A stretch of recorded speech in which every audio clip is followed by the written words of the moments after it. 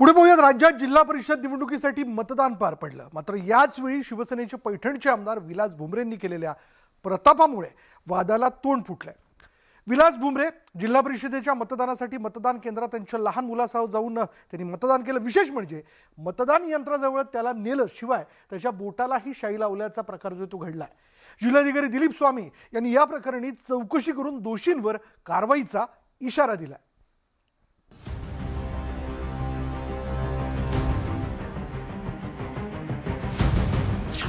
नेत्यांनी लोकशाहीचा खेळ मांडला, निवडणूक आयोगाचे नियम धाब्यावर, मतदान कर्मचारी बघ्याच्या भूमिकेत। शनिवारी शिवसेनेचे आमदार विलास भुमरे जिल्हा परिषद निवडणुकी मतदानासाठी आले होते आणि यावेळी ते सोबत आपल्या लहान मुलाला घेऊन आले होते। भुमरेंनी मतदानापूर्वी हाताच्या बोटाला शाई लावली आणि त्यानंतर त्यांनी आपल्या मुलाचाही हट्ट पुरवला।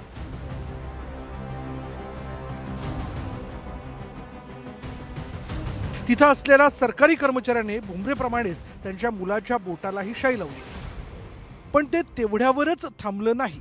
पुढे ते ईव्हीएम मशीन जवळ मुलाला घेऊन गेले आणि मग त्यांनी मतदान केलं। खरं तर विलास भुमरेंनी निवडणूक आयोगाचे नियम पायदळी तोडून आपल्या लहानग्याचा हट्ट पुरवला। हे बघा, त्यात गैर काही नाही। लहान मुलगा होता, मी मतदान केंद्रात गेलो, तो माझ्यासोबत आला। शेवटी मुलाचा हट्ट असल्यानंतर वडील हट्ट कधी ना करू शकत नाही। त्यामुळं निवडणूक आयोगाचा किंवा केंद्रात कुठली त्याची नियमाची पायमल्ली झाली नाही। त्या ठिकाणी माझा मतदान हक्क त्या ठिकाणी मीच बजावली। मतदानाला तर कुटुंब जातच ना सोबत, मतदानाला कुटुंब जात नाही का सोबत? आता ऐकून घ्या ना, लेकरा बाळा सहित जाते, लेकरा बाळ कुठे ठुतेन? म्हणजे याचं समर्थन करता का की बटन मला काय म्हणायचं, ऐकून घ्या ना, लेकरा बाळाला घेऊनच जाणार ना, आणि सगळं कुटुंब जातं। मतदानावेळी अशा प्रकारे कोणाला सोबत घेऊन जाता येत नाही। तसंच लहान मुलांच्या बोटाला शाई लावणंही नियमांचं उल्लंघन करणार आहे। पण विलास भुमरेंसमोर सरकारी यंत्रणा लाचार होती। आमदारांनी असं करायला नको होतं। हे इमोशनली मुलाला घेऊन जाणे, चल बाबा मी मतदानाला चाललोय, आणि हा प्रकार करणे हे मुळामध्ये चूक आहे। परंतु इमोशनली एक भावनिक नातं वगैरे वगैरे करायला तो गेला, आणि ते सर्व आता दृश्य तुमच्या समोर आलेलं आहे। मला वाटतं त्या संदर्भामध्ये ती एक चूकच आहे, परंतु त्यांनी दिलगिरी व्यक्त केली पाहिजे।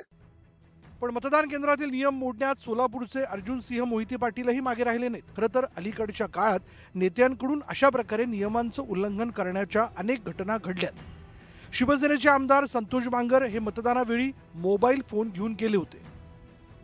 आईला मतदान करते आणि त्याला बघायचं होतं कशा पद्धतीने मतदान ठिकाणी केलं जातं, आणि मला काय वाटत नाही त्यामध्ये काय आईला मतदान कसं करते ते बघायला आला होता। पण मतदान केंद्रातील कर्मचाऱ्यांनी विलास भुमरेंना का रोखलं नाही?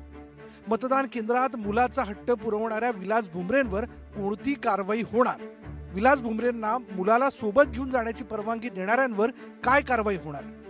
सरकारी यंत्रणा नेत्यांची गुलामबंदी आहे का?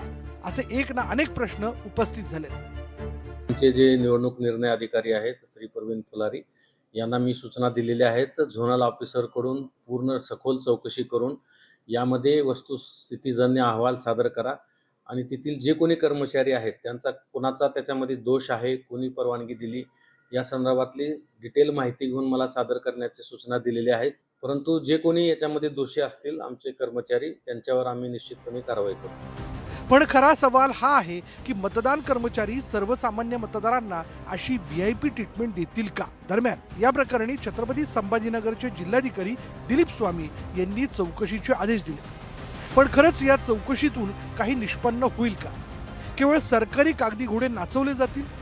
या प्रश्नांची उत्तरं मिळणं आवश्यक आहे। Bureau report, news 18 Marathi.